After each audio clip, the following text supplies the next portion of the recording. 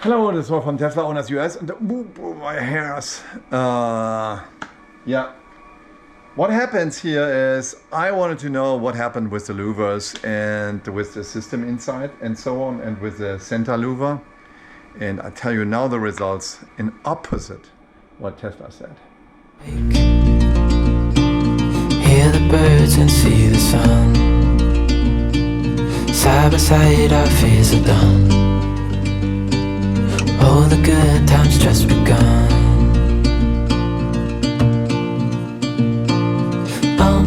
We know what we have, let's hold on tight. Found what we're looking for in life. Call us crazy, but things are finally right. With you and I, the future is bright. Okay, I'm in my Tesla garage and let's have a look. So I took the bumper off. It's actually not that difficult. There are clips underneath. Then there are two screws here on the top. This one, and then the most important one. These are the screws here on the side. And this one is even opened here. What keeps the bumper in. And on the other side there's the same one. On this side here, where is it? Ah, here it is, there. And then take the clips out and then you can easily pull it off. And now what's going on first? This is the center cooling system, but that's only for the battery. And look how much dirt is in there. So I'm gonna take a suction device and remove that dirt out of that. Then here on the left side as well as on the right side, and look how much dirt is in there. Here on the right side here there are also cooling system, but that's for the air conditioning, left and right side. And the air conditioning that was running a lot in my case, the air conditioning, and especially the louvers are here directly in front of it. Now comes to the louver. So Tesla said the center louver. I don't know what's on the center louver. There are actuators, and let me show you. They are all the same way. I took one of the actuators out, this one. And there's a scroll wheel here on it, or reel on it, and that operates. So supposedly, according to the drawing, there are 4 actuators in, and they are turning on something in the louver system here. And that is probably from the inside. So what they are regulating.